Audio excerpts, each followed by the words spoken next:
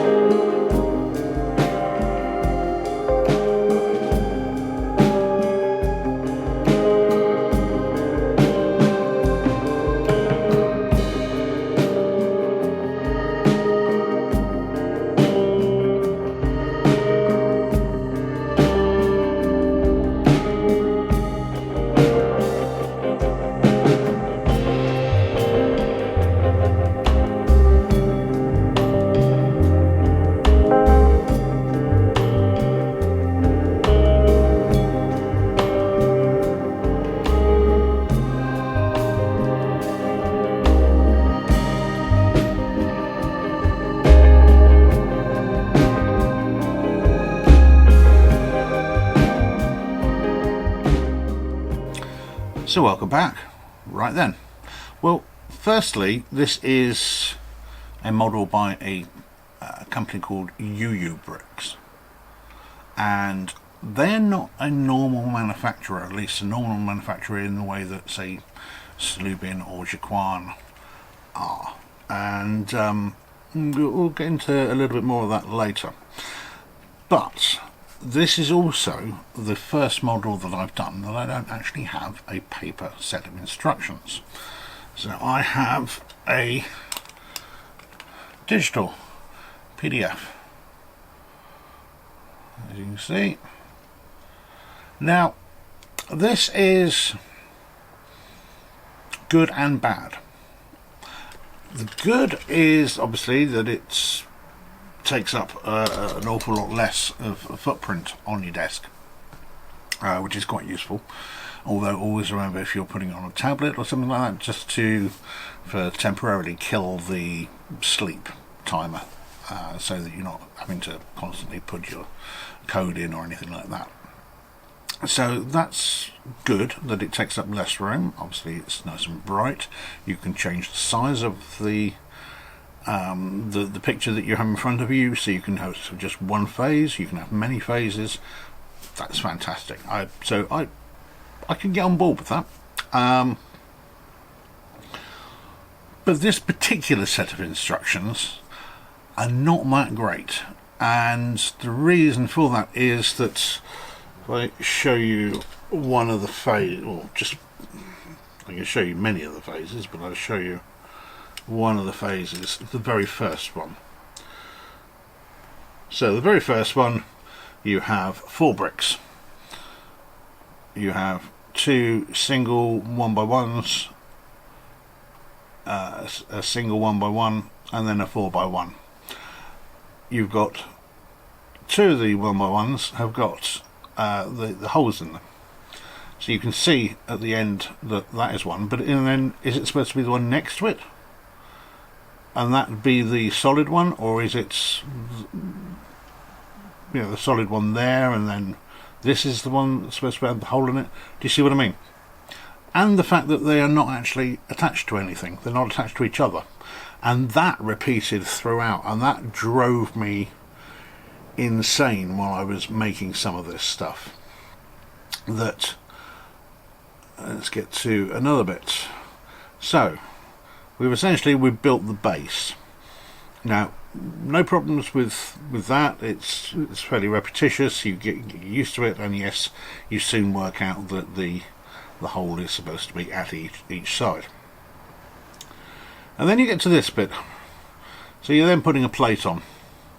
Now there's only 4 studs that are all across to one side, which will only fit the larger of these 2 pieces.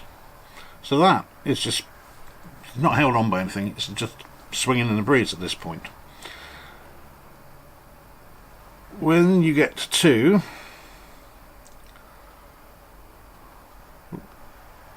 a little bit further on, you get some of these bits, which are also, you make the little bits up, but they're not actually attaching at this point to the main plate, and that, I have to say, that just drove me up the wall. That they would do these things. They would get you to basically place the bit that you just built where it should go, but it didn't attach to anything, so it's just floating free, and obviously falls off and goes where you don't want it to go, and falls on the floor and all that type of stuff. So that was really annoying. But the bricks did fit reasonably well together. There were some that were a little loose, I've got to say. Most of them were fine, but there were a few.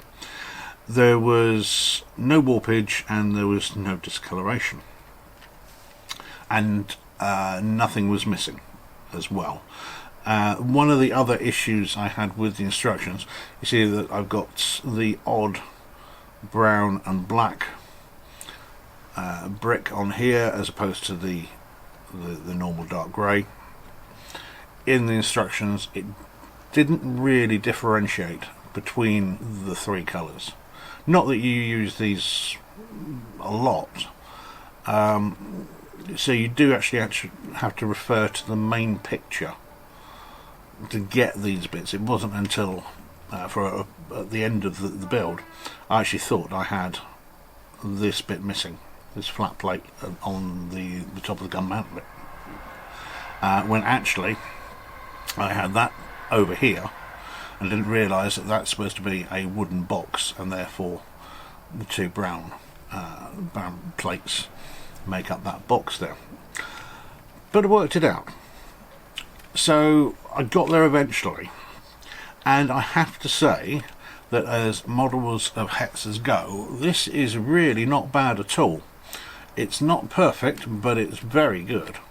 Most Hetzers that I've seen will have a small side skirt here, and obviously the gun mantle, it does tend to be what's the word I'm after, hemispherical, so a little bit ball-like here, and they could, I've seen a few others where they've taken something like that particular brick, or that circular sort of domey brick with the centerpiece, and I've seen them use that at the front. I think that would have looked just slightly better, but I have to say it is very good indeed.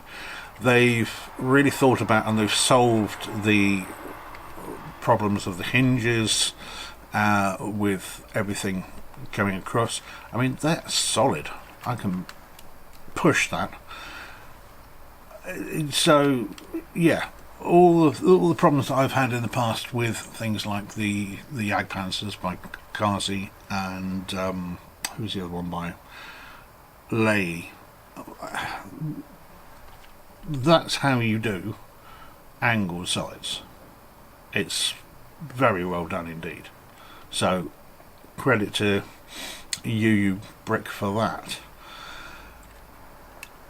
Other than that, there is a fair bit of detail here. I'm not wild about that. The track there, and find that's where the track may have lived on the original thing. It's a little difficult to tell on some of the photos because as the war went on, a lot of the soldiers got more experience. They tended to throw bits of track and extra wheels on all over the place, partly so that it could be extra armour. But that doesn't hold there. Now I have added the MG42 there, and for those who spotted it, yes, the magazine is on the wrong way around, but for some bizarre reason it would not fit in on that side, so I just shoved it in there and whacked it on, because the real Hetzer did have a remote control 42 or 34 on the top there. But yeah, I'm very, very happy with how this has turned out. I think it's while it's not perfect, it's a very good model for a relatively complicated design. Complicated as far as certainly the bricks are concerned. The actual design of the thing is relatively simple, but to turn it into a brick model is not the easiest thing in the world. Now, that is actually a decal on the side. It's not a sticker, and it's quite a thick decal, which is something excuse me, that you only really see in a really quality product. So I was quite surprised that we've got the two little really good cross decals there.